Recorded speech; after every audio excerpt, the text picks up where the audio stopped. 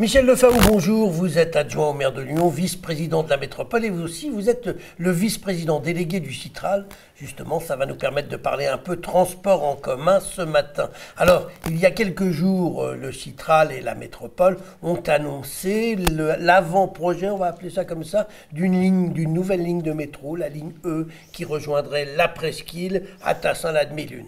Alors, c'est quand même un changement extraordinaire parce que ça fait 25 ans qu'on n'a pas créé de ligne de métro nouvelle dans cette ville. On a fait quelques prolongements et on avait tout misé sur le tram. Et là, soudain, eh bien, on a l'air de changer de stratégie. Il s'est passé quoi? Bonjour Gérard Bonjour. Angel. Il s'est passé en fait le phénomène suivant, c'est que le ouest lyonnais, d'une manière générale, si on prend le 5e arrondissement, mais aussi les communes de Tassin-la-Demi-Lune, de Francheville, de Craponne, ont connu une croissance démographique importante ces dernières années, supérieure à la croissance démographique moyenne de la métropole. Et ce territoire aujourd'hui est engorgé, encombré par l'automobile et ne dispose pas des emprises nécessaires et suffisantes pour faire passer des modes de transport de type trolleybus ou tramway. Et donc aujourd'hui, le métro est, je pense, la solution idoine pour permettre le désengorgement de ce secteur-là de l'agglomération. Alors, oui. Donc, vous avez décidé... Enfin, on étudie, parce que c'est pas, la décision définitive n'est pas prise. Ça coûte au moins 1 milliard d'euros?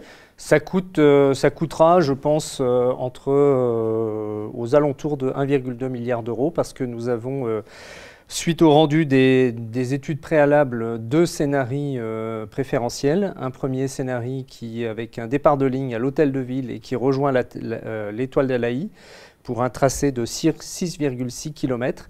Et un deuxième scénario au départ de Bellecour pour rejoindre aussi l'étoile d'Alaï pour un tracé d'environ 6 km. Et compte tenu aujourd'hui des coûts de réalisation du métro au kilomètre, aux alentours de 200 millions, nous sommes bien donc sur ces 1,2 milliard. Alors 1,2 milliard, c'est la totalité de la capacité d'investissement du Citral sur un mandat.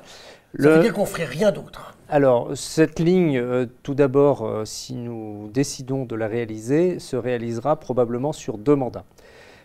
Parallèlement à ça, aujourd'hui, les capacités d'investissement et notamment d'autofinancement du Citral sont de l'ordre de quasiment 300 millions d'euros par an.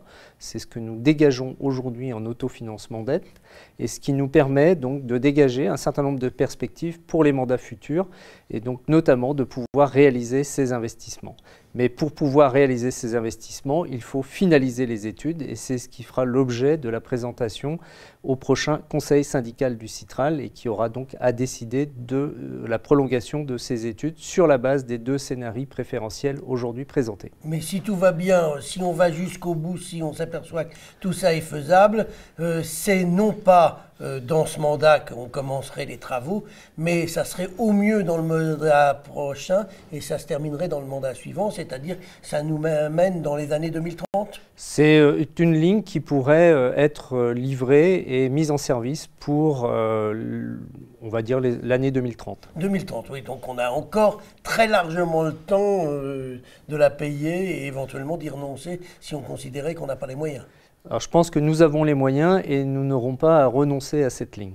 Avant de nous quitter, un petit mot aussi sur des travaux qui vont impacter toute la ville dans les jours qui viennent. C'est la fermeture de la trémie Pompidou du côté de la Part-Dieu. Alors pourquoi fermer cette trémie qui est quand même très utilisée? Alors nous devons fermer cette trémie pour réaliser l'accès sud de la gare de la Part-Dieu, qui sera un nouvel accès à la gare et qui permettra une meilleure fluidité dans l'usage de la gare après 2022. Et donc pour pouvoir réaliser ces travaux, cela nécessite la fermeture de la trémie pour 4 ans. 4 ans? Tout à fait. Alors c'est certes impactant en termes de circulation, mais nous avons étudié des itinéraires de délestage qui vont être matérialisés sur la voirie et qui permettront, je pense, d'atténuer les effets de cette fermeture de la trémie. Mais enfin, on va avoir 4 ans de galère quand même.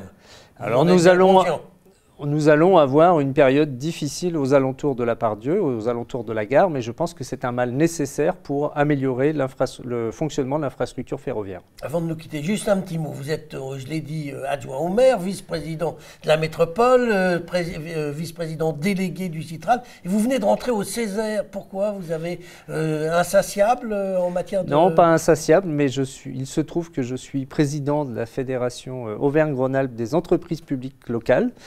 Les entreprises publiques locales sont notamment les sociétés d'économie mixte. J'ai été président d'une société d'économie mixte pendant quelques années. Je suis encore aujourd'hui administrateur d'un certain nombre de structures. Et de ce fait, mes mandants m'ont mandaté. Pu dire non. Oui, mais il se trouve que généralement, c'est le président qui représente la structure au sein du Césaire. Bon, bah, je vois que vous ne manquez pas d'occupation. On va vous laisser continuer votre journée. Michel Lefaou, je vous remercie. Merci Gérard Angel.